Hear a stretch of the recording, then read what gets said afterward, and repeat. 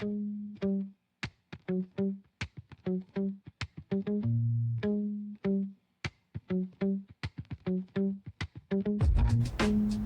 dia, boa tarde, boa noite, você que me ouve aqui no AM ao Quadrado. Eu sou Alexandre Vasconcelos e eu trago para você hoje aqui Gabriel Matos. Faço questão de abrir como está aqui na contracapa para ler o seu currículo como ele se apresenta.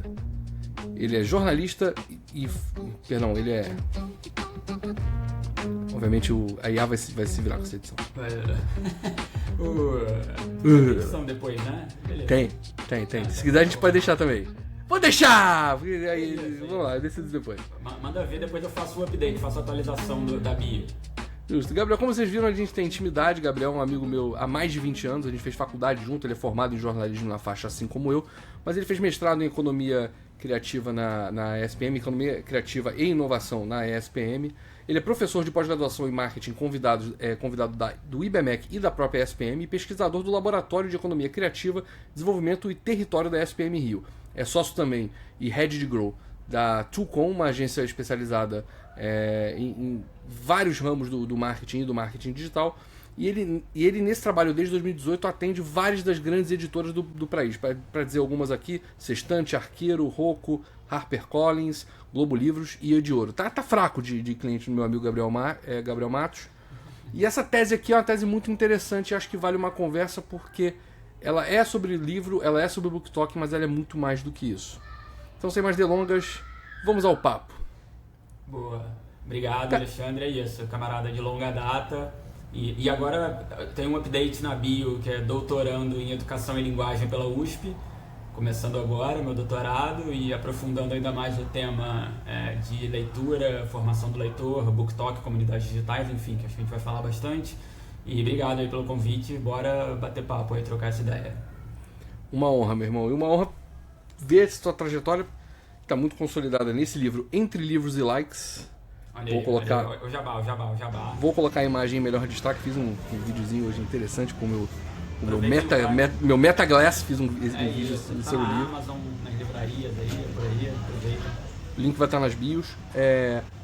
E é um livro que ele estava fazendo elogios fora do ar, vou fazer elogios no ar.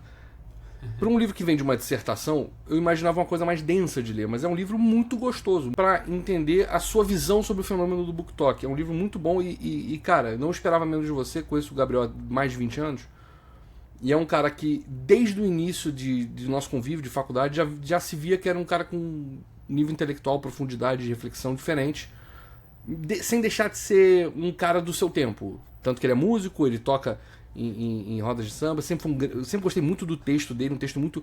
falava coisas difíceis de forma muito fácil e o livro traduz muito bem isso. Mas vamos deixar mais fácil ainda pra galera que tá ouvindo a gente, Gabriel. O que é BookTok, pra quem nunca ouviu ou apenas está deduzindo pelo nome o termo? Boa, maravilha. A gente começa por aí, né? É engraçado quando eu falo com a galera da minha pesquisa e tudo mais, e aí muita gente fala, o que é isso aí, cara? O que você tá falando, né? Mas eu acho que é legal a gente dar um passo atrás para entender que o BookTok é uma comunidade de criadores de conteúdo, de influenciadores que falam sobre livros, né?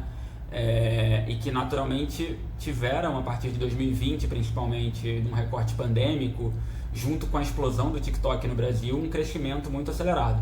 Já existiam criadores de conteúdo literário antes do TikTok, né? Então você teve comunidades literárias digitais acontecendo no YouTube, já, por exemplo, que era o BookTube, com uma outra pegada e uma outra internet, né? Se a gente imaginar a internet de 10 anos atrás, era uma internet onde você tinha o YouTube ali com vídeos mais longos, comunidades construídas numa dinâmica e numa lógica algorítmica muito diferente, né? O próprio Instagram era um outro Instagram de fotos, sem vídeos e tudo mais.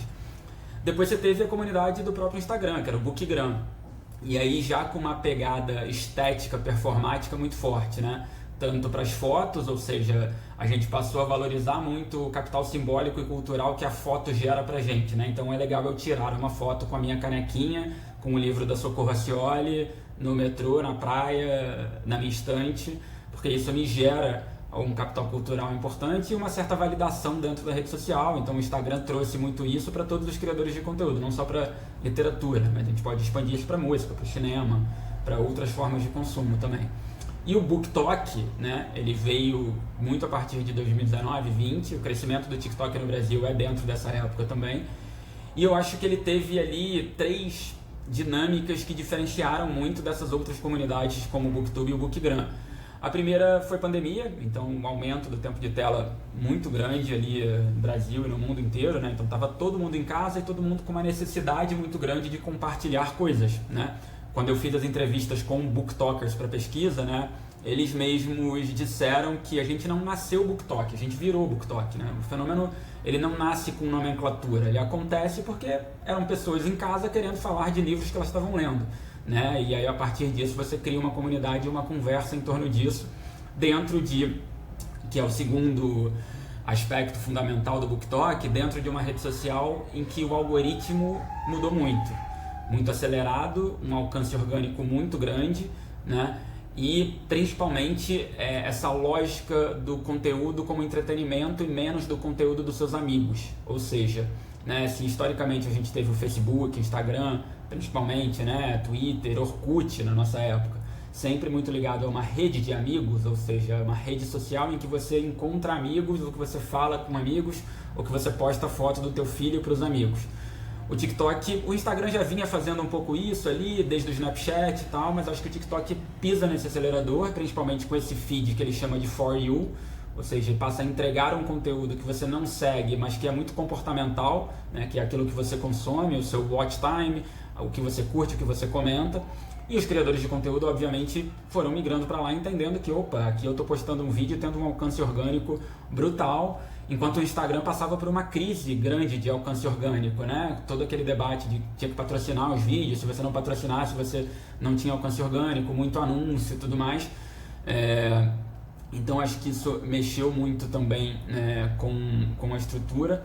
E eu acho que o público jovem, de alguma maneira também, que eu acho que é o terceiro aspecto fundamental, que eu acho que foi quem deu motor pro BookTok, eu acho que ele era um público que não necessariamente estava muito representado no contexto literário, seja como voz ativa, e aí falando de livros, né, seja na escrita também, ou nos autores. Então eu acho que também casou com isso o mercado literário, quando a gente olha um recorte ali de 2006, 2024, um recorte de 20 anos mais ou menos, é um mercado que cai muito no Brasil, que cai quase pela metade, e aí ele passa a ter uma retomada ali a partir de 23, 24, 22, por ali. Mas aí eu acho que teve esse gap também, então o público jovem encontrou ali um lugar onde ele podia falar de literatura, onde ele começou a encontrar autores que também falavam sobre isso, num contexto de pandemia com momento de tempo de tela, num contexto de uma rede social que a entrega orgânica e algorítmica era muito grande. Então acho que tudo isso casou para que o BookTok acontecesse enquanto comunidade. E aí, a partir disso, obviamente, o próprio TikTok abraçou muito a causa, né? Como marca, é muito interessante para o TikTok se aproximar da literatura, dos livros, né? Ele constrói ali também capital cultural em torno disso, e as editoras também começaram a entender que o BookTok fazia sentido para viralização de alguns autores, para viralização de autores clássicos, por aí vai. E a coisa tomou uma proporção enorme, e as outras redes acabaram voltando e vindo juntos também. Então você tem vários criadores hoje que estão no Instagram, no YouTube, mas que também fazem muito sucesso. E você falou agora das editoras, e a sensação que eu tenho olhando de fora, e antes de ler o seu livro, era de que tinha muito mais engenharia e intenção das editoras desde o início desse fenômeno. Lendo seu livro eu tive uma impressão diferente. Você que estava com o pulso, o pulso na veia do mercado por conta do seu trabalho como agência, como é que você sentiu que foi esse processo de entendimento da editora em relação, das editoras em relação ao que estava acontecendo no TikTok e nas redes em geral? Eu digo que eu brinco que marca não constrói comunidade, marca participa de comunidade. Então acho que o acontecimento do BookTok, ele é um acontecimento orgânico, ele é um acontecimento de pessoas, né? Quando ele já estava estabelecido, ou quando as pessoas começaram a entender que, opa, tem um livro aqui viralizando e está começando a vender muito, eu não sei por que está começando a vender. E aí você ia fazer um listening nas redes sociais e via que estavam falando do livro no TikTok. E as editoras correm atrás disso para participar dessa conversa. Mas eu acho que elas, assim como as marcas de maneira geral, acho que quando elas dialogam com redes sociais, elas saem desse lugar de protagonismo, ou seja, saem do lugar onde a conversa era de mão única para um lugar de participante, para um lugar de co-construtora de comunidade. né? Então ela precisa participar da conversa, não necessariamente conduzir e induzir a conversa, né? Então o BookTok, o criador de conteúdo, o cara que está consumindo esse conteúdo lá, ele não necessariamente quer consumir um conteúdo de marca, né? Ele quer consumir um conteúdo de outras pessoas que de alguma maneira ele se identifique e que ele confie na indicação literária. Então acho que as editoras obviamente entenderam o poder dessa comunidade, passaram a, claro, lançar livros que dialoguem com essa comunidade, que é um gênero jovem adulto, que a gente chama de Young Adult, que é um gênero que cresceu muito com o próprio TikTok. E as editoras, claro, começaram a lançar muitos livros desses gêneros, tanto internacionais quanto de autores nacionais. Muitos booktokers viraram autores também, né? Então, claro que as editoras foram atrás dessas audiências, desses booktokers que já tinham audiências muito consolidadas, e esses caras também se tornaram autores, porque eles tinham um ativo de audiência ali muito grande.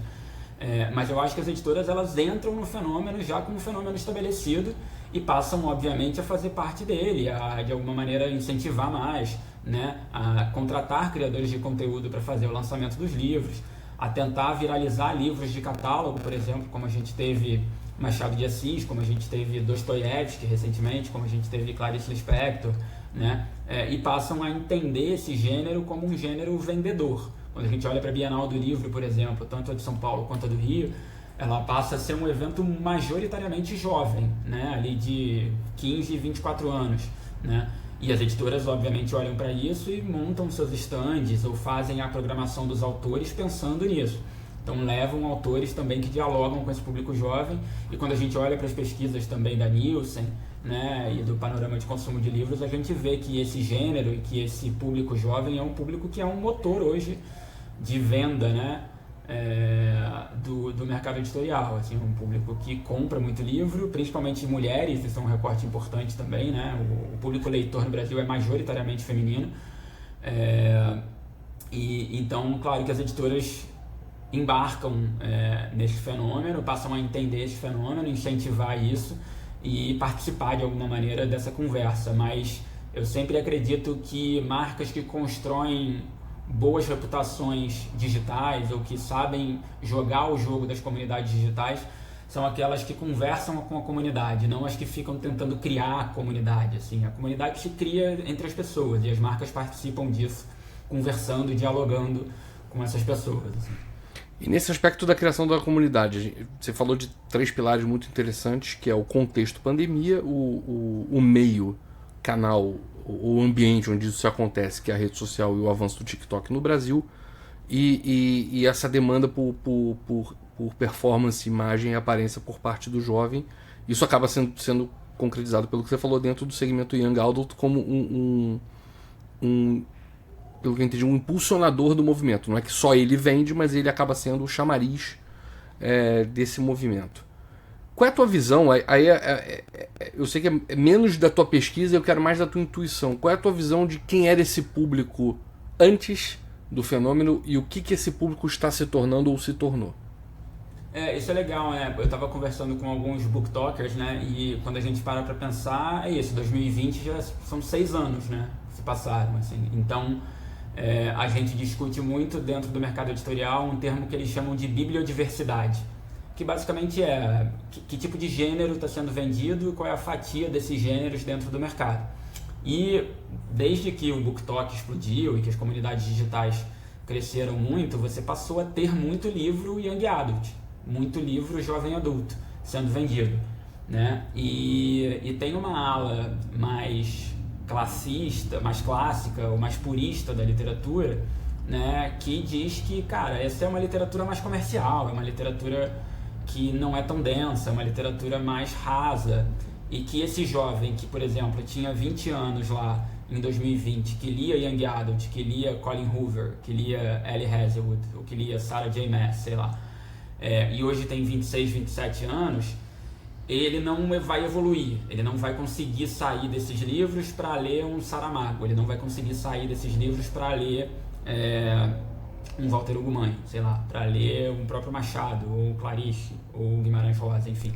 Gabriel Garcia Marques aí atrás da tua prateleira. Pois é, exato. Então, você tem uma ala mais clássica, de críticos literários principalmente, acadêmica, que diz que não acredita muito nessa migração, que essa formação do leitor, que é uma coisa que eu quero investigar mais agora no doutorado, ela pode de alguma maneira ser prejudicada em função desse cara estar lendo literatura comercial demais, por causa desse gênero Young Adult, que de alguma maneira também tem uma certa pasteurização desse gênero, porque todas as editoras identificam ali um lugar de venda mais fácil, né? Um lugar de sucessos também, de best-sellers. Então você tem uma ala que tem essa preocupação de, beleza, o cara que tinha lá 20 anos na pandemia, que daqui a pouco vai fazer 30, qual foi a formação crítica desse leitor, né? Teve uma booktalker que me deu uma entrevista e ela falou sobre isso. Ela fala, o booktalk, ele inicia o leitor, mas não necessariamente forma o leitor.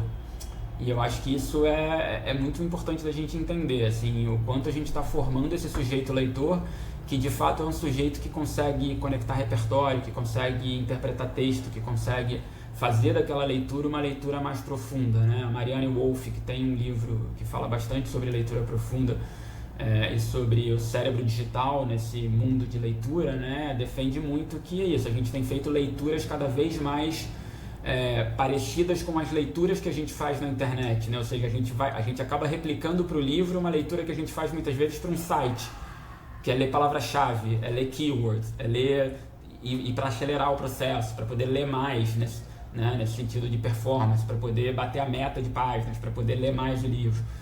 E de repente esse leitor que está sendo formado nesse ambiente em que a performance está muito em voga, em que a validação da rede social está muito em voga, há uma preocupação na formação desse cara enquanto leitor crítico, enquanto leitor profundo, assim.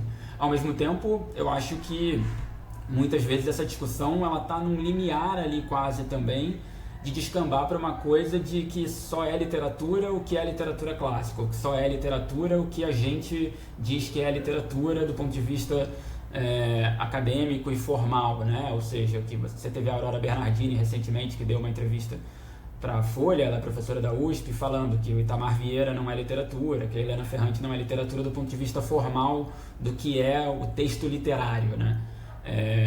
Mas é isso, até tem uma outra ala que pode-se dizer mais otimista, que diz que, cara, que bom que o TikTok está aproximando o cara do livro e não necessariamente da fake news, sei lá, ou só da dancinha, ou de qualquer outra coisa. Pelo menos o cara tá lá comprando livro. Comprar livro é importante, literatura comercial também é importante, porque faz a cadeia inteira do livro também andar.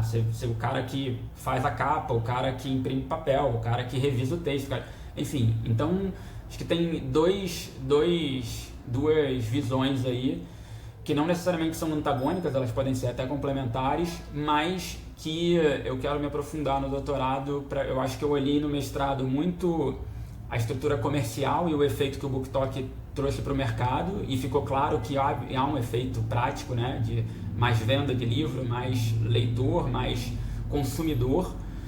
Mas será que há mais formação desse leitor, né? Como é que esse leitor está sendo formado? E acho que um diálogo maior até com as escolas, assim, com os professores, né? Porque a gente vê, quando a gente olha para o mercado literário, hoje a literatura está no hype. E aí você vê que é isso. Tem clube de leitura para tudo quanto é lugar, as marcas estão se aproximando das editoras, as marcas querem pegar um pouquinho desse capital cultural da literatura emprestado, livrarias físicas voltando a bombar e tudo mais. Mas quando eu ouço professores, por exemplo, de ensino médio, de graduação, e os relatos são sempre de, cara, as pessoas não sabem mais escrever um parágrafo, as pessoas não leem mais um texto de uma página e tal. Então, assim, será a pergunta que tiveram algumas provocações disso recentes também, eu até escrevi um artigo sobre isso, né? A gente está comprando mais livro, mas está lendo mais necessariamente. Então, acho que isso é um papo bom, assim, que eu vou tentar me aprofundar um pouco no doutorado, agora com um olhar até mais de educação mesmo, de aprendizagem. Eu ia te confirmar essa informação, porque pelo que eu lembro, seu doutorado vai ser na área de educação, né? Exato. E aí você traz, você começou citando, e engraçado, eu estava catando o livro aqui, a citação, peguei exatamente a página 50 da Marianne Wolf. Eu, como estudo neurociência, eu gosto muito da linha dela. O livro que você citou é O Cérebro no Mundo Digital, os Desafios da Leitura na Nossa Era. E ela fala muito da tensão entre a rapidez e a profundidade. o que acho que dos fenômenos talk, né, de beauty talk e fashion talk, que você mesmo cita no livro, o que provoca mais reflexão sobre essa tensão é justamente o book talk, porque a gente está falando não mercado de consumo rápido ou de consumo estético e superficial. Aqui estou sendo literal no superficial, mas a gente está falando de um consumo que pressupõe uma profundidade, mas a gente está falando de uma performance que ela exige uma superficialidade, uma síntese e uma superficialidade. E ela fala aqui sobre o risco de priorizar apenas a decodificação imediata em detrimento da análise reflexiva. Um pouco do resumo disso que você estava falando, da Marianne, e você está chegando no doutorado para investigar isso. E geralmente quando a gente chega no doutorado, a gente chega já com algumas confabulações. Para mim é claro, aqui, lendo o seu livro já era clara a minha impressão, que uma das coisas que forma esse leitor atual, com todas suas qualidades e defeitos, hábitos ou não hábitos, é o fenômeno das redes sociais. E aí inclua o WhatsApp, inclua os meios digitais, inclua a geração home office, a geração das crianças e adolescentes que tiveram parte da sua formação feita em casa. Beleza, acho que isso está posto, acho que isso fatalmente vai constar no teu trabalho. Mas o que mais você acha hoje, antes de iniciar esse trabalho no doutorado, o que mais você leva de hipóteses na sua cabeça a investigar sobre o que forma esse leitor? Você pode falar até de contexto Brasil, mas pode ser generalista também, fica à vontade. Não, acho que dá para fazer esse recorte mais Brasil de fato, mas eu acredito muito no que você falou também. Eu acho que o processo da mediação de telas é um processo, eu acho que irreversível, né? Ele está posto. Então, assim, as pessoas vão lidar com isso. Então, você tem uma idealização do que é o leitor crítico, se a gente buscar ali um referencial teórico mais clássico de Eisler, de Roland Barthes, do próprio Antônio Cândido aqui no Brasil, que era esse sujeito leitor protagonista, né? Ou seja, um leitor que interage com a obra, que interpreta a obra, que transforma a obra e que faz da obra uma grande porta tradutora para entender o mundo dele, assim, né? O Barthes até tem um texto clássico dele que é A Morte do Autor, né? Ou seja, então colocando de fato o texto para o mundo, né? Ou seja, depois que você escreve o texto não é mais seu, ele é dos leitores, os leitores que fazem aquele texto acontecer. E é isso, mas a gente está falando de uma formação clássica da década de 50, 60, 70, em que as mediações de tela eram diferentes, elas já existiam de alguma maneira na TV, ou enfim, em outros meios, ou rádio, ou revistas, né? Mas eu acho que com uma velocidade, com um alcance, com uma escala muito diferente da que a gente tem hoje a partir da revolução digital, assim. Então acho que essa mediação de tela ela vai acontecer. Como que a gente vai formar esse cara com essa mediação de tela, que eu acho que é o grande desafio, porque de fato, e eu acho que isso também já está bem calcado em pesquisa acadêmica, né? O impacto das telas ele está acontecendo nas gerações desde as menores, né?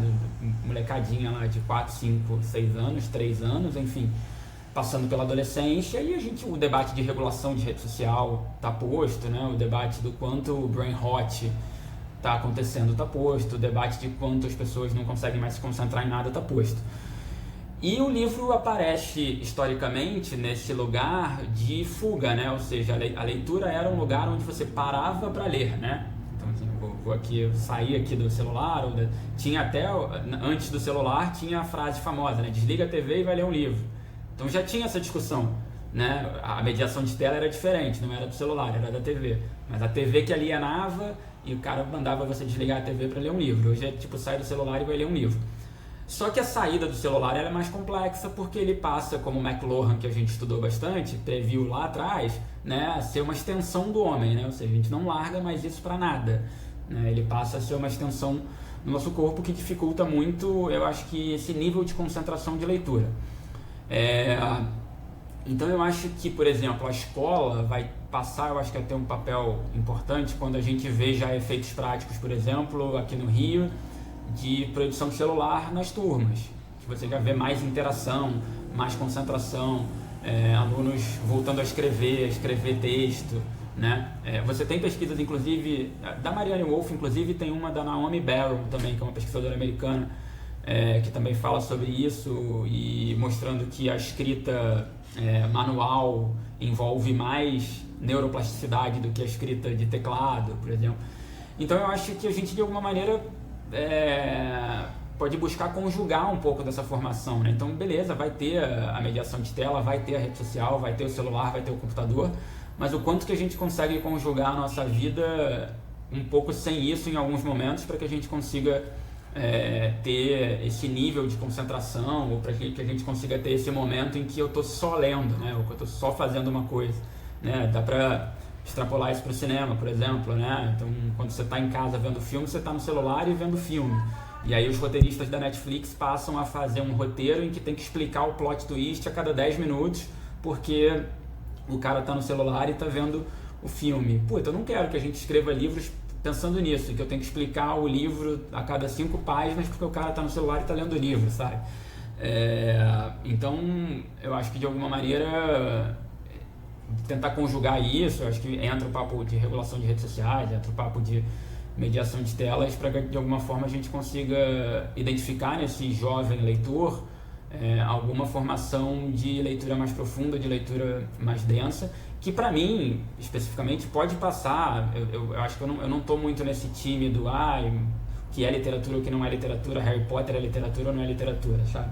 Eu acho que esse cara pode navegar por N literaturas diferentes, por N livros diferentes e por N autores diferentes, mas me pega mais essa questão de como ele está lendo esse livro, assim, como ele está absorvendo esse livro. Será que reler um livro é maravilhoso, por exemplo? Né? Será que as pessoas estão relendo livros, sabe? Então... E reler, dependendo da idade, você é uma outra pessoa. Você é uma outra pessoa lendo aquele mesmo livro. Você está lendo outras entrelinhas ali. Então, tem uma frase também famosa que fala: você lê um livro da segunda vez, né? Na primeira você só conhece o livro, né? Você lê o livro mesmo da segunda vez. Então, acho que de repente esse moleque que está começando a ler, pode ser que ele tenha, conjugando um pouco tempo de tela, conjugando um pouco de internet, de repente uma leitura que seja mais crítica e aprofundada e mais concentrada nesse sentido, e que não seja necessariamente essa leitura performática de volumetria e de, sabe, bater meta o tempo inteiro, assim. Eu tanto como pai, como alguém que está estudando neurociência, olhando muito para a paternidade, eu e minha mulher, a gente escolheu colocar o nosso filho Guilherme em escola construtivista, e eu vejo, já com 3 anos, tá? Eu vejo uma diferença na relação com o livro, na relação com a criatividade em geral, quando eu convivo com amigos e crianças que não passaram pela educação construtivista nessa primeira infância. Já é muito notável. Eu imagino que isso em escala, quando vai crescendo, isso se agrave realmente, não só por inserção de tela, porque bem ou mal meu filho usa em alguma proporção tela, não é uma protagonista da vida dele, porque a gente não deixa, mas enfim, ele usa. E acho que os jovens vão eventualmente usar de alguma forma, mas a sensação que eu tenho é que o ensino formal ele dá cada vez menos ênfase no mais tradicional ao pensar. E aí entra em Winnicott, entra em toda a turma que discute filosofia de educação e até uma interseção disso com a psicologia, olhando o meio, olhando o brincar, ou olhando esse pensar.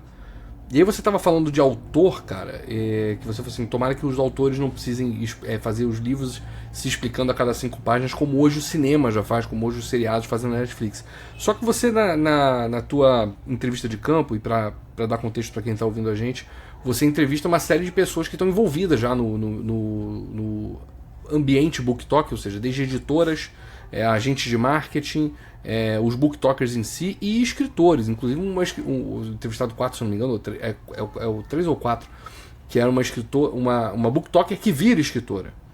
E aí você fala, na verdade, o seu entrevistado, a sua entrevistada fala de uma certa adequação que acaba fazendo ao texto, e também de um papel de creator, que meio que o autor precisa ser, pelo menos nesses territórios.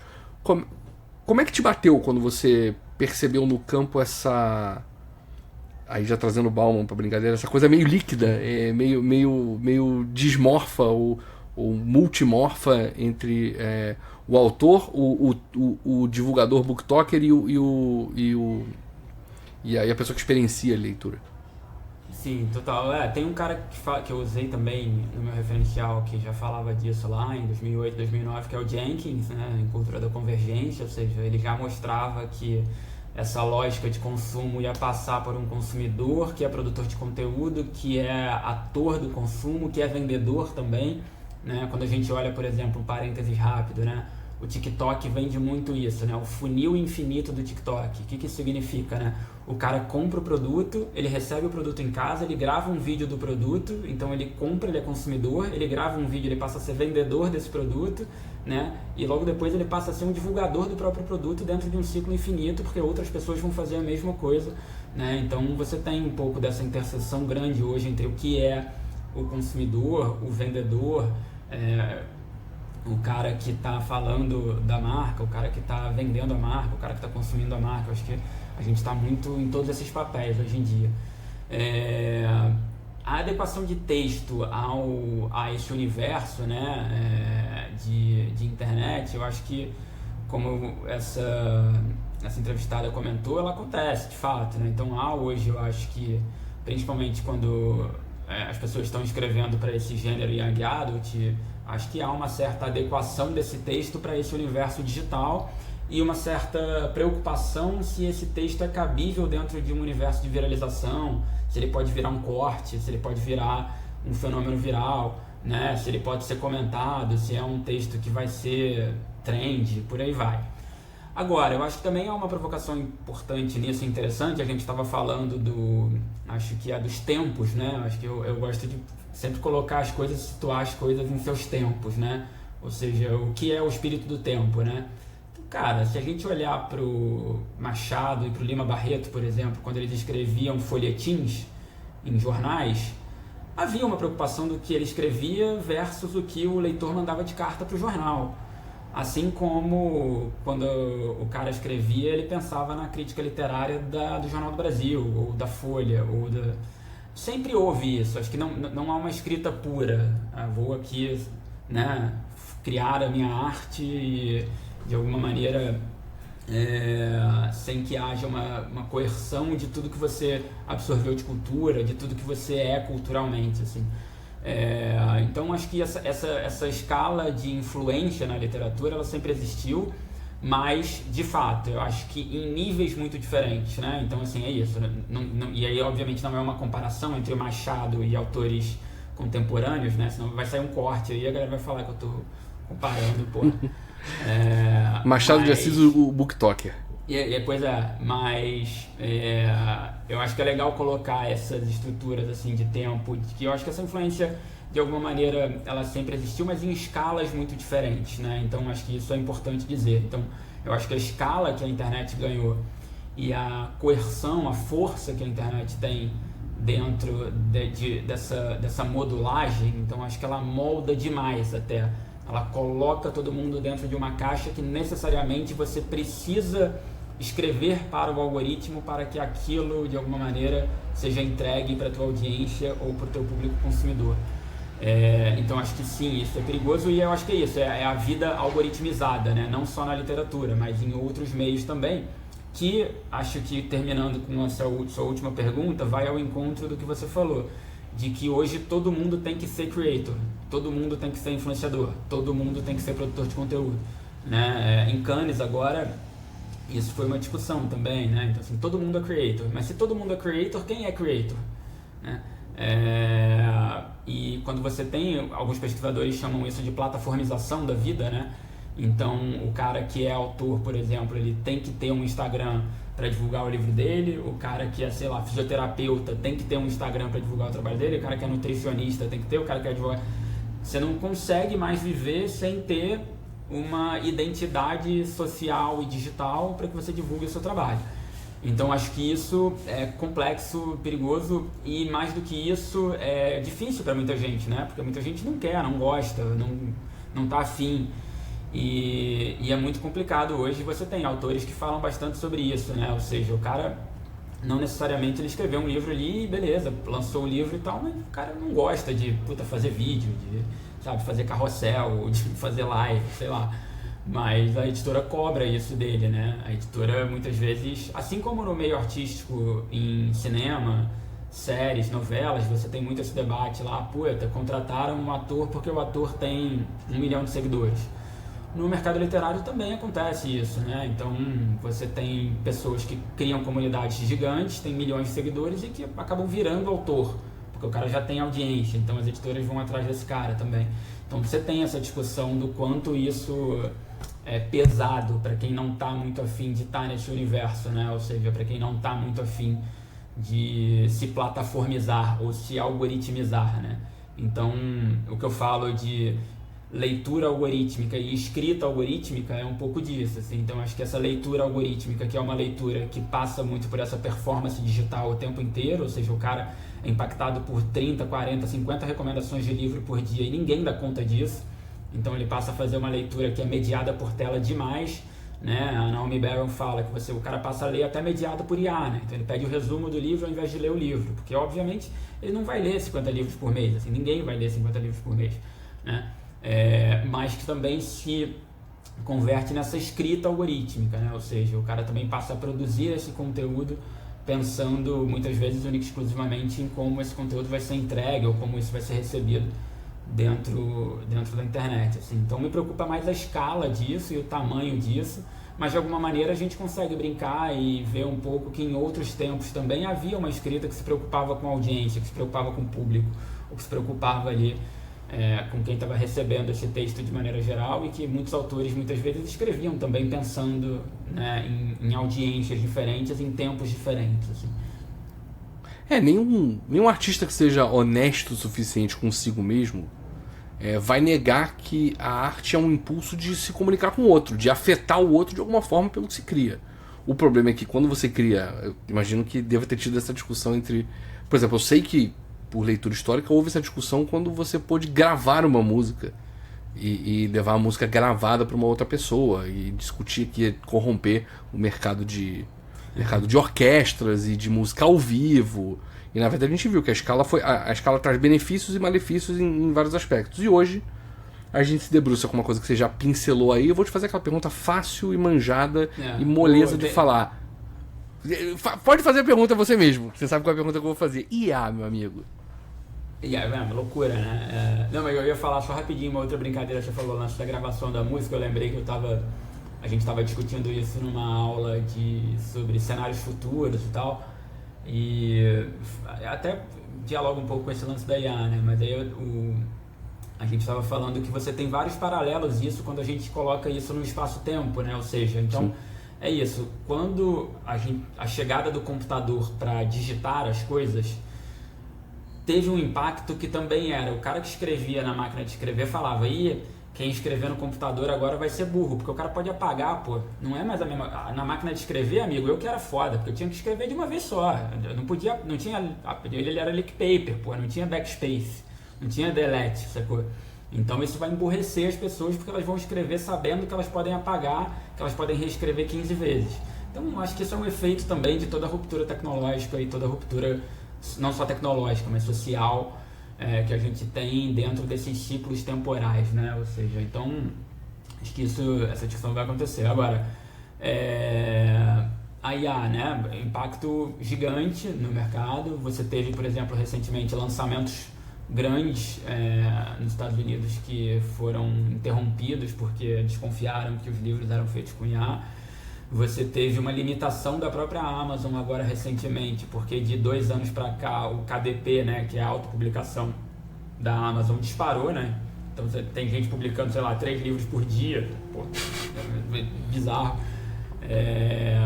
E aí eu acho que não só nesse processo de mediação da IA como leitora, como a gente estava falando, né? Então eu acho que é isso, as pessoas passam a pedir resumo para IA ou pedir insight para IA e tal, e de repente não leem mais o conteúdo original, leem mediada pela IA. Então aquilo, você vai ler o que a IA entende que é relevante ou não, você não vai ler o livro completo, por exemplo. Mas eu acho que impacta não só esse ponto que é mais cognitivo, mas que quando a gente olha para a cadeia de fato literária, né, a gente está falando de, por exemplo, capas e ilustradores, a gente está falando de revisão de texto, a gente está falando de tradução principalmente, né? Revisão e tradução em todos os fóruns e papers de trabalho dizem que é a profissão que mais está ferrada, né? Ninguém vai mais... então, eu acho que tem um impacto direto na cadeia produtiva, de fato, né? Que é um impacto mais prático, né? De revisão, de tradução, de capa, de como vão usar essas ferramentas e como vão dizer que vão usar essas ferramentas, né? Então você tem autores, às vezes, tanto internacionais quanto nacionais, que já colocam isso em contrato, por exemplo, eu não quero nenhuma etapa do meu livro feita por inteligência artificial, né? Ou de alguma forma, eu acho que também, que é uma coisa que eu acho que a gente já está até evoluindo, que eu acho que é passar a falar mais como a gente usou a IA e por que a gente usou a IA, né? Em pesquisa acadêmica, a gente está indo muito para esse caminho, né? Então, praticamente todas as revistas acadêmicas hoje, elas colocam um disclaimer lá e falam, olha só, não tem problema usar IA, mas eu quero que você indique exatamente como você usou e onde você usou, né? Então, acho que esse também é um lugar honesto da utilização da IA, de falar, cara, é isso, eu usei para fazer a tabela X, para revisar o texto Y e para, enfim, beleza, né? Tem uma relação de confiança ali, mas pelo menos de alguma maneira eu tô colocando ali esse ponto, né? Mas eu acho que na forma como a gente escreve, ela vai ter um impacto grande, já tem, né? Assim, é engraçado, porque o que a gente chama de texto de IA hoje era o texto que a gente fazia, né? Porque a IA chupou o nosso texto, né? Então todo mundo escrevia não é sobre, é sobre isso, né? Todo manifesto de marca tinha isso, todos os redatores escreviam assim. E aí, obviamente, ela pega esse padrão, repete esse padrão e replica isso, né? Agora, eu acho que um ponto central, e aí até falando de IA de maneira mais generalista, eu acho que pode ter um segundo momento de ruptura, que não é a IA vai dominar o mundo, não é isso, mas que eu sei que Alexandre gosta desses temas, eu não vou entrar nisso aí. Gosto como hobby, hobby e 20% de precaução. Tô cheio de IA ao meu redor, trabalho com IA o dia inteiro, mas vamos manter os 20%, só pra dizer que eu não botei todos os ovos na mesma cesta. Porque eu acho que hoje a gente interage dando input, pegando outputs e muitas vezes refinando esses outputs ou revisando esses outputs ou num cenário ideal, assim. Mas eu acho que o perigo é um momento em que a gente passe a não ter mais senso crítico para revisar o output. E aí você vai entrar num ciclo onde o input e o output são 100% determinados por aquilo que estou colocando a IA neste lugar, né? Tipo, o mercado, né? A IA.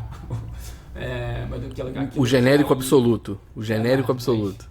Aquilo que a IA quer, né? E que, obviamente, ela passa por big techs, por interesses políticos, geopolíticos, por aí vai.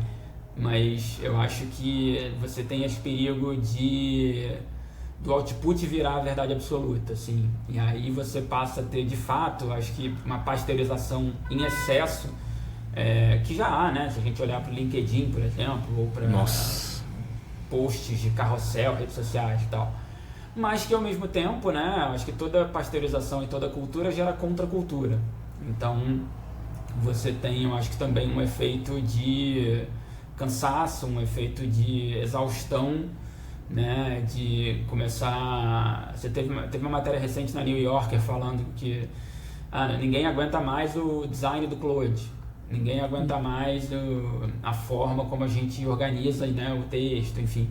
Então eu acho que de alguma maneira você vai ter ali essa coisa craft, né, voltando a ser valorizada também, mesmo que num ambiente mais caro, de marcas maiores que tem grana para isso principalmente, né? Então o rebranding que ganhou Cannes agora, que foi da Apple TV, né, que é aquele efeito meio de várias cores assim que aparece, os caras fizeram aquilo manualmente, assim, foi incrível e tal, e claro que custou muita grana, eles podiam ter feito aquilo em um prompt no Claude, mas eles fizeram manualmente e ganhou prêmio.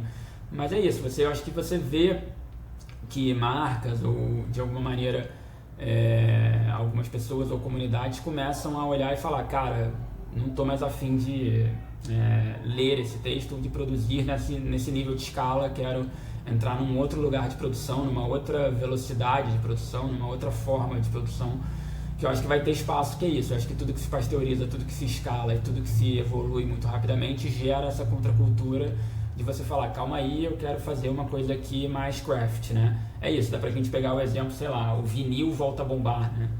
Sim.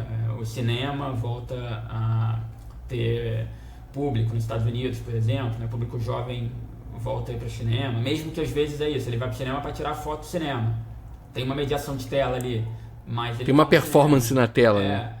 Então, acho que pensando no texto em si, no conteúdo, na forma como a gente escreve, eu acho que também vai ter um pouco desse efeito rebote de voltar a querer textos que sejam escritos de fato, né? Que sejam... Eu sinto essa falta, essa necessidade no dia a dia. Eu não sei se você já passou por essa experiência. Eu já tive uma fase no momento de mergulhar na IA tanto que eu me assustei um pouco. Me assustei um pouco porque eu vi que meu raciocínio estava mudando, porque eu já estava terceirizando demais o raciocínio para IA. O meu senso crítico, até com alguns outputs, né, com alguns produtos gerados pela IA, começou a diminuir uma época e eu me forcei a dar um hard stop. Voltei peguei de propósito um livro romance para ler, e aí meio que resetou o processo e eu recomecei. Por exemplo, meus roteiros aqui no ML Quadrado, eu troco ideia com a IA, mas dificilmente a redação final é da IA e dificilmente ela me devolve algo bom o suficiente para eu fazer e não pensar que eu já vi 60 iguais. É impressionante como vem melhorando. Eu rodei até no Fable agora, que recentemente foi liberado. Eu rodei um textinho hoje para testar no Fable. Tipo assim, o avanço realmente é assustador. Mas, tipo assim, o roteiro da entrevista nossa aqui ficou enfadonho. Todas as versões que eu rodei no Claude, eu fui metendo a mão e no final ficou a minha, assim, com duas perguntas que ele trouxe. Uma é, inclusive, a que eu vou fazer agora. Porque ela encaixa nisso. Você estava falando de senso crítico e eu puxei esse preâmbulo para falar como o meu estava sendo afetado em algum momento pelo excesso de IA, essa terceirização do senso crítico até para IA.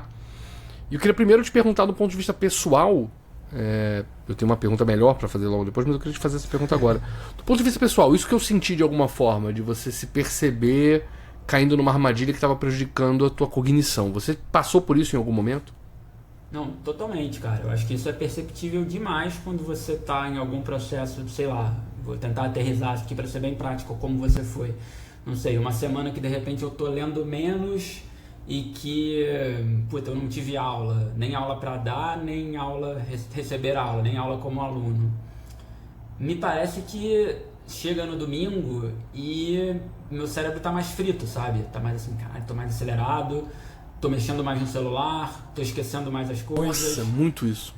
Tô vendo um filme aqui, mas tô mexendo muito no celular quando eu tô vendo filme. Eu acho que isso é muito perceptível, assim, principalmente, eu acho que tem dois fatores, assim, eu acho que na construção, e aí quando eu falo de construção, é construção de linguagem, seja a linguagem falada, seja a linguagem escrita. Então eu acho que eu percebo que, sei lá, eu começo a falar pior, eu começo a concatenar as frases de uma maneira piorada, ou eu começo a escrever, não sai o texto, a coisa não anda, não consigo, sabe, parece que está truncado ali. E eu acho que isso é muito perceptível, ao mesmo tempo que se eu estou numa semana de, sei lá, muita produção, eu estou dando aula, eu estou indo pro doutorado, eu estou sentindo que eu estou lendo mais, eu estou sentindo que fui ao cinema, sei lá. É altamente perceptível que raciocínio lógico, senso crítico, fala, escrita fluem de uma maneira muito mais tranquila, assim, muito mais rápida, muito mais solta, né? O Wagner Moura deu uma entrevista uma vez no Globo, ele falou que quando ele está fazendo teatro ele se sente mais inteligente. Eu sinto isso quando eu estou dando aula ou quando eu estou tendo aula no doutorado, né? Então, uma semana que eu tenho aula, uma semana que eu dou aula, eu sinto que eu estou mais fluido, que eu estou mais solto, que as coisas acontecem, o raciocínio acontece mais rápido, o repertório vem mais fácil, a conexão com outras coisas que eu li, às vezes mais antigas, o resgate vem mais fácil, né? Isso pra mim é muito claro, assim, cara, muito claro. E é isso, é uma ferramenta fantástica que eu uso também pra cacete, mas eu acho que quando você vai terceirizando demais esses processos, né, você entra num ciclo que é perigosíssimo, exatamente de construção para mim, de construção de linguagem, de construção metodológica das coisas que você passa a não conseguir mais fazer, de fato, né, porque você vai terceirizando todo esse processo. E aí desde, sei lá, montar uma apresentação, escrever um e-mail, escrever um roteiro, dar uma aula, fazer uma palestra, por aí vai. Porque as pessoas às vezes não se tocam, né, a maioria de nós, que a gente pensa em linguagem. Tanto que você tem estudos que mostram que uma pessoa que foi alfabetizada e criada num país de língua portuguesa muda para os Estados Unidos ou para a Inglaterra, por exemplo, pode se tornar hiperfluente na língua local, mas dependendo da idade que ela se mudou para aquele país, por exemplo, já adulto, a maneira de pensar não é a mesma do local, porque o pensamento foi formado nas figuras de linguagem adequadas à linguagem local. Por exemplo, a gente sente saudade diferente dos outros povos, simplesmente porque existe a palavra saudade.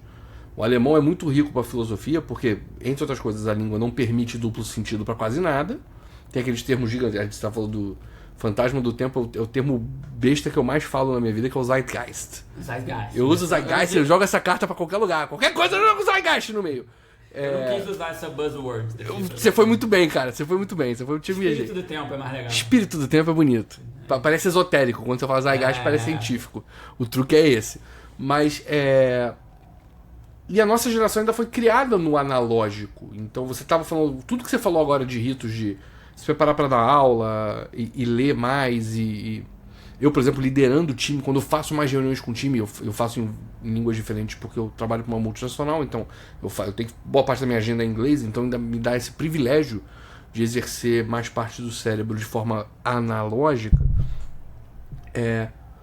Mas quando você olha a Gen Z, né, a geração Z, que é o grande objeto do principal foco do teu estudo, é uma geração que foi criada em outro contexto. Ela foi criada já com a intermediação de tela, já com a intermediação de algoritmo, já com uma vida muito mais... uma mistura, uma mescla, realmente uma coisa líquida, na metáfora do Zygmunt Bauman, né? Uma coisa mais entrelaçada entre meios e o analógico e o digital. E agora a gente vê nesse fenômeno que você estuda isso sendo talvez um óculos para olhar para o problema maior. E a minha sensação lendo o teu livro é que você estava formando um óculos que não era só para ler o BookTok, era para você ler a realidade e ler essas grandes transformações que a gente está vivendo nesse momento tão pivotal da humanidade, em que esse teu óculos serve para muita coisa. E eu queria te perguntar qual é essa sensação que você tem com esse olhar que você teve na geração Z e no desenvolvimento da sociedade através do fenômeno BookTok, e como você acha que esse óculos vai te emprestar uma visão para o todo, para discussões que estão vindo aí pela frente. Boa. A literatura é um óculos, né? Eu acho que isso é legal também de pensar assim, de maneira mais ampla, né? Eu acho que ela é isso, é uma tradutora do sentido da vida, da realidade que você vive, assim. Então ela te empresta diferentes pontos de vista e diferentes formas de escrever e de contar histórias de autores para que você pegue essas visões emprestadas e monte o seu óculos para ver o mundo, assim. E eu acho que a pesquisa acadêmica de alguma maneira te coloca nesse lugar também. Eu até escrevo sobre isso na apresentação, né? Porque você mergulha tanto no assunto e você ouve muitas pessoas que participam do fenômeno, né? Quando a gente fala de pesquisa qualitativa, principalmente das entrevistas em profundidade, para além do campo em si, né? Ou seja, para além de você ir fazer uma quant ou ir para o campo estudar, ouvir essas pessoas durante 2 horas, 3 horas numa entrevista em profundidade é muito rico, né? Porque você passa a entender muita coisa prática do dia a dia de quem vive o fenômeno e você consegue colocar esse óculos para entender um pouco o que está acontecendo, né? Eu acho que o pesquisador, quando a gente discute muito essas pesquisas e como essas pesquisas vão ser feitas, né? Quando a gente fala dessa pesquisa mais quali, do processo interpretativista, de análise de conteúdo, que foi um pouco da minha pesquisa, é exatamente colocar esse óculos, ouvir muita informação de quem participa do fenômeno, mas de alguma maneira tentar colocar isso dentro de caixas ou de categorizações ou de análises para que a gente possa de alguma maneira dar um sentido para esse fenômeno, né? Então você ouve tudo aquilo que está acontecendo, mas você coloca essa lente de pesquisa para que esse fenômeno faça sentido para aquilo que você está se propondo como hipótese, né? Então é isso, estão lendo mais ou estão lendo menos, está vendendo mais livro ou não? E aí como é que eu, ouvindo tudo que está acontecendo ali, consigo colocar essa lente, consigo colocar esse óculos para fazer essa ponte entre o que eu estou recebendo de informação ali numa quantidade absurda, fazer essa tradução quase dessas informações para que a gente consiga identificar ou explicar fenômenos ou prever fenômenos, ou, enfim, descobrir sinais fracos, por exemplo, quando a gente fala de estudos de cenários futuros, né? Eu acho que o pesquisador tem esse papel, assim, de ouvir o que está acontecendo, colocar essa lente, esse óculos da pesquisa, para que a gente consiga de alguma maneira traduzir esses sinais, traduzir essas informações que a gente recebe em insights, em pesquisas futuras, ou simplesmente na explicação e na leitura, em novos olhares desse fenômeno, para que a gente consiga colocar isso nesse lugar de explicação, ou nesse lugar de entendimento do que está acontecendo, né? Então eu acho que é isso, uma grande leitura de explicação de informações e um volume de informação cada vez maior, mas a gente de alguma maneira tenta organizar, metodologizar isso e colocar isso dentro de um fluxo de conteúdo que faça sentido para isso, para explicar um fenômeno, para ter um insight, para criar uma tese, enfim, por aí vai. Cara, eu desde que eu te conheci, eu tinha a sensação de que... Tive a sensação já imediata de que você é um cara que gostava muito de trocar ideia para pegar teu olhar sobre as coisas. E é muito legal ver como isso evoluiu nos últimos 20 anos e o pensador, o pesquisador, o profissional que você se tornou. É sempre muito bom falar com você para sacar o que está acontecendo sobre através do seu olhar. Para a gente começar a amarrar aqui a saideira, queria te fazer duas perguntas que tem a ver mais com a nossa linha do programa, com a provocação do AM², que ele busca essa conexão com uma coisa passada, mas olhando para frente, na questão do AM, da rádio, mas na verdade olhando para o multiformatos, para o mundo multiformatos. E pode ser tanto a pergunta pode ser tanto num fórum muito pessoal quanto num fórum acadêmico. O que tem te sintonizado ultimamente? Boa. Cara, quando eu pego, eu gosto de falar de coisas recentes, assim, sei lá, que está mais fresco, né? Mas enfim, eu tô lendo um livro da Bethânia Pires Amaro, que é uma escritora baiana, um livro chamado Ressalga, que é lindíssimo, que fala sobre 3 gerações de mulheres, é uma escritora também super contemporânea, da nova geração, e incrível, assim, tô gostando muito, ela vai pra Flip também, e ela tem sido bastante falada, ela tem outros romances também. Isso acho que me sintoniza de alguma maneira. Você estava falando do lance de ler romances, né? Ler literatura, assim, acho que isso é super importante para que a gente consiga ter mais estrutura criativa, ter mais repertório, né? Sempre que eu tô... pra mim, cara, quem fala que vai ler Roube como um artista para ficar mais criativo, eu quero dar um tiro na minha cabeça, assim. Vai ler Gabriel Garcia Marques, pô, vai ler Rosa Monteiro, sabe? Vai ler Machado, isso que vai te deixar mais criativo, não é ler Roube como um artista, assim, definitivamente. Eu tenho a coleção toda do Austin Kleon ali na prateleira, mas realmente é um hack do caramba. É um hackzinho, é um golpezinho do caramba. Só pra ter corte, Tá Justo. vendo? Eu já tô falando, pensando no algoritmo. E esse foi uma das coisas que o roteiro da IAT me propôs perguntar, que era falar dessa incoerência de estarmos aqui falando e sabendo que várias coisas aqui gerariam corte. Como você se sente sendo um crítico disso? A IA foi bem nessa. Eu tirei essa pergunta, agora eu tô colocando de volta. É uma loucura, mas enfim, mas só voltando, eu acho que isso me sintoniza de alguma maneira. Eu acho que eu tento ir para esses lugares. Tem uma série também que eu tenho falado dela bastante, que está no MUBI, que é uma série espanhola chamada Los Nuevos Años, Os Novos Anos, que é incrível também, porque ela parte de uma premissa que para mim é genial, ou seja, ela se passa sempre no dia 31 de dezembro, durante 10 anos, na vida de um casal. Assim, então é exatamente uma série sobre o não dito, porque a partir do dia 31 você consegue identificar tudo que aconteceu com aquele casal no ano através dos pedidos, né? Do que não tá no texto, através do lírico, através do subjetivo, né? É exatamente o oposto do cara te dar o plot twist todo episódio, sabe?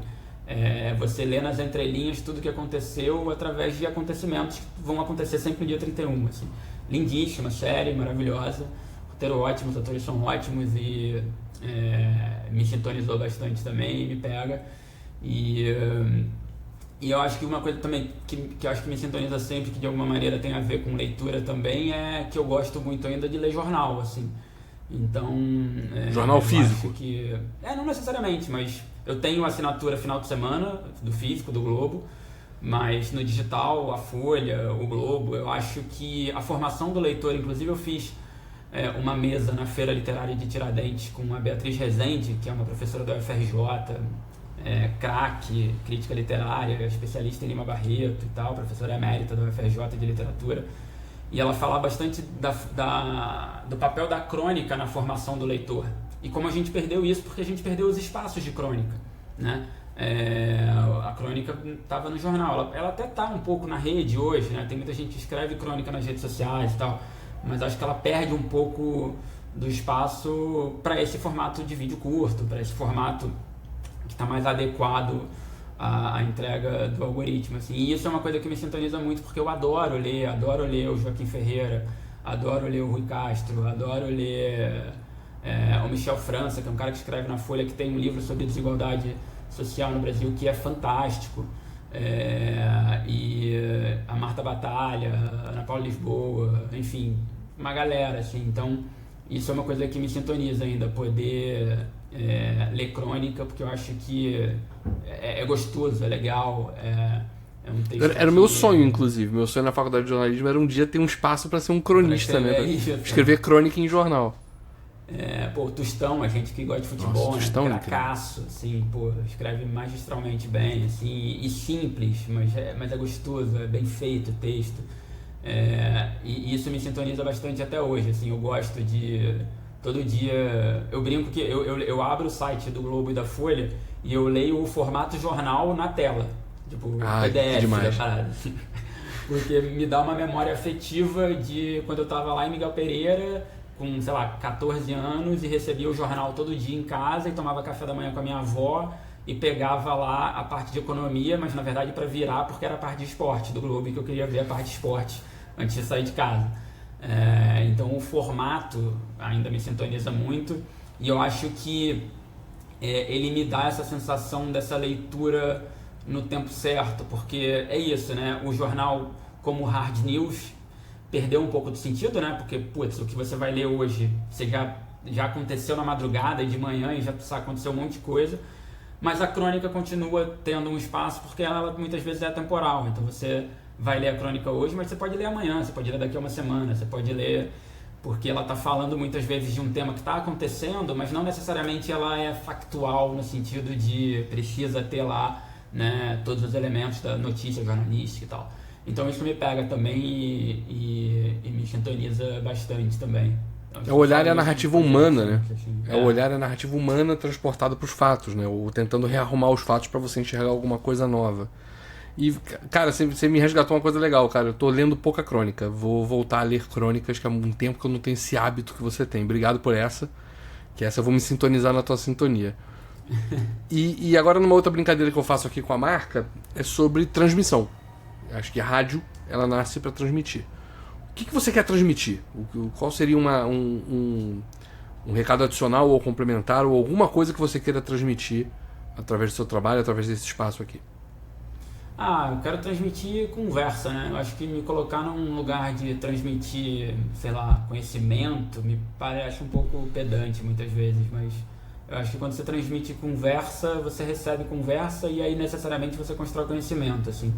Então, seja dando aula ou participando da aula como aluno, seja propondo um assunto, seja colocando algo na mesa, seja trocando uma dica de livro ou de cinema ou de restaurante, ou de boteco, ou de jogo de futebol, sei lá, sabe? Então acho que tudo que parte desse lugar de troca, de diálogo, né, me parece mais legal do que o lugar de vou trazer aqui para vocês tudo que eu tenho de conhecimento, assim.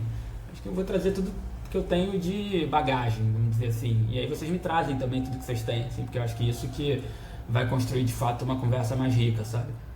A graça do caminho é a gente fazer essa coleção de troca de bagagens e conversas com as pessoas, né? Eu criei esse canal aqui para isso, eu criei para ser um grande espaço de conversa.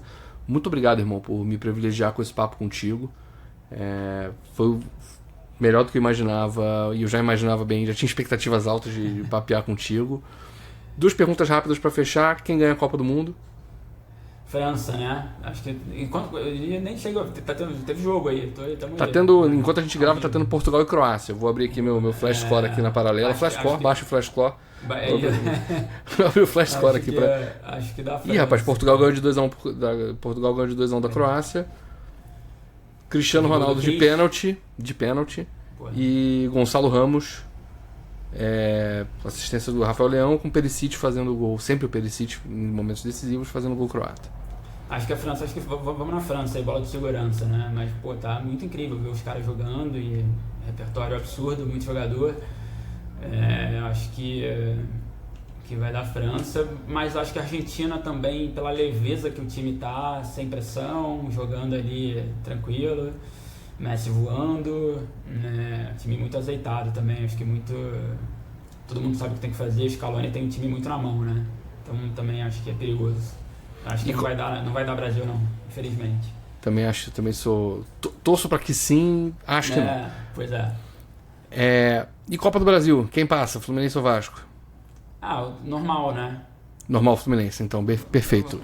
Gente, não vem com essa, né? Os últimos 40 anos não são a realidade. Sempre remando, pô. É proibido remar, irmão. Proibido remar, irmão. Se não fosse a gente, o Rio de Janeiro tava remando até hoje. Na verdade, a gente não tava na Copa do Mundo, a gente tava torcendo pra Mundial de Remo. Hoje eu tava conversando com uns amigos e a gente viajou esse ano, a gente foi pra Belém ver o jogo do Vasco, a gente tá combinando de ir pro Olímpico não, né? Pro Arena do Grêmio. Ver Vasco e Grêmio em setembro. Eu brinquei, cara, primeiro resta saber se existirá Vasco da Gama até setembro, né? Só o tempo dirá. Assim. Vamos entender o que vai acontecer primeiro e depois a gente compra a passagem. Acho que é melhor, não sei, cara, assim, é um negócio inacreditável, assim, que parece que não chega ao fim, o fundo do poço. O que é mais transitório e líquido? O amor e os sentimentos no mundo de hoje por Baumann ou a governança do Clube de Regatas Vasco da Gama? Fica a pergunta aí no ar pra gente fechar o programa. O tempo dirá. Tyson e Messi. Por pouca margem, Vianney perdeu. É isso. É isso, meu irmão. Um beijo pra você, muito obrigado pela participação. Boa noite, boa tarde, bom dia pra quem nos ouve. Eu que agradeço, foi um ótimo papo, obrigado. Tamo aí, à disposição sempre. Vamos falar mais, eu vou te provocar para estar mais aqui nesse espaço em diversos formatos. Grande beijo. Valeu.